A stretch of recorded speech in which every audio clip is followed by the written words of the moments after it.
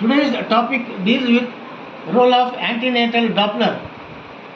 So Doppler is not to be done before 12 weeks because it is heat producing. Now there are more four to five places where Dopplers are done. One is uterine artery Doppler, umbilical artery Doppler, middle cerebral artery, ductus venosus, and monitoring of and indomethacin therapy. Now there are various indices. Pulsatile index, systole diastolic ratio are there. Now coming to uterine artery. Uterine artery Doppler. So uterine artery Doppler, the characteristic is early diastolic notch. So early diastolic notch is characteristic of uterine artery. So this persists up to 12 to 16 weeks. It is normal. After 16 weeks, the absence of early diastolic notch should be there. Early diastolic notch should be absent. So diastolic flow will be there. So this is normal. Suppose if this is persisting even up to 20 weeks, so that shows there are pregnancy complications are known to occur like PIH. So it is an indication to start aspirin 60 mg. So this is the uterine artery Doppler. So pulsatile index. So pulsatile index is more. Suppose if it is very more, so that also shows there are further complications in pregnancy are occurring. Now coming to umbilical artery. Umbilical artery. So umbilical artery is having systolic flow and also minimum diastolic flow in the start of pregnancy. Whereas in the later weeks of pregnancy, after 20 weeks, there is abundant blood flow, normal. This is normal. After 20 weeks, abundant blood flow is there. But up to 20 weeks, even absent end diastolic flow is normal. Before 20 weeks, absent end diastolic. Even the reverse diastolic flow is normal umbilical artery before 20 weeks, up to 20 weeks. So this is normal umbilical artery. So after 20 weeks, abundant diastolic flow is normal. Now the use of umbilical artery is to not for diagnosing, but not for screening, but for management. So depending upon the umbilical artery Doppler, what is the management there? Suppose if the umbilical artery shows high only pulsatile indexes are more than normal. So you deliver the baby at 37 weeks. But diastolic blood flow is normal, 37 weeks. But when you with the pulse only indices are high when you deliver before 37 weeks. When 3 consecutive scanning shows static growth. So you deliver even before 37 weeks, 34 weeks by giving steroids. Now suppose umbilical artery, there is absent end diastolic flow, you deliver at 34 weeks by giving steroids. And also when there is reverse diastolic flow, end and reverse before 34 weeks. When you deliver before 32 weeks is when ductus venosus changes are occurring. Ductus venosus. So ductus venosus is having 3 waves, S, D and A wave. Suppose if there is inversion of the A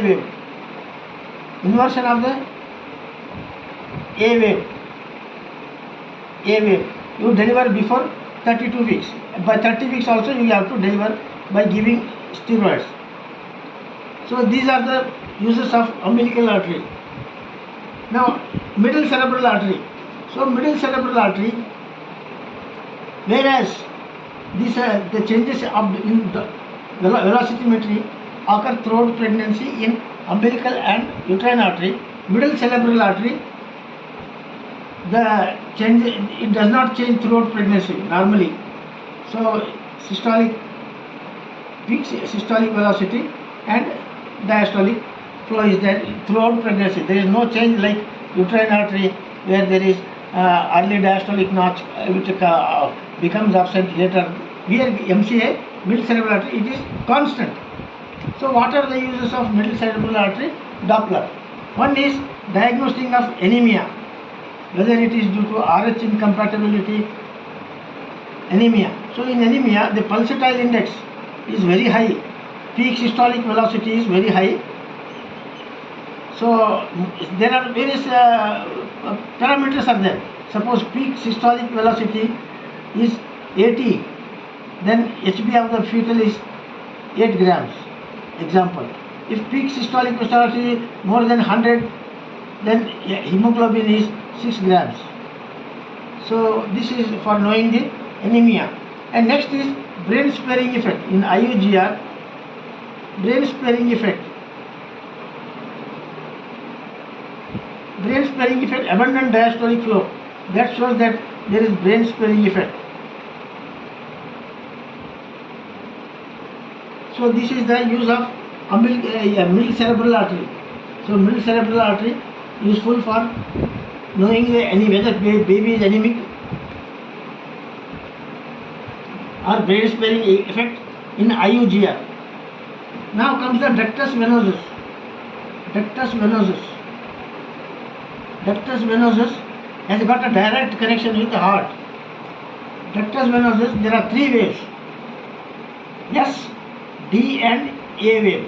Yes, D and A wave. So what are abnormal Doppler? Suppose if A wave is inversion of the A wave, just the inversion A wave is inverted. So this shows in the early weeks of pregnancy, suppose 20 weeks, A wave is inverted, it shows baby fetal cardiac anomaly. In later weeks, suppose A wave inversion, A wave inversion, so it shows fetus is imminent, death is there. Suppose if IUGR is there and ductus venosus shows inverted A wave, so imminent death of the fetus and it has to be delivered within hours. It's a matter of hours.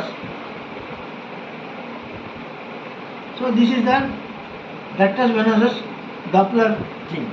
Now the last is when you are managing hydramnios. Suppose in hydramnios,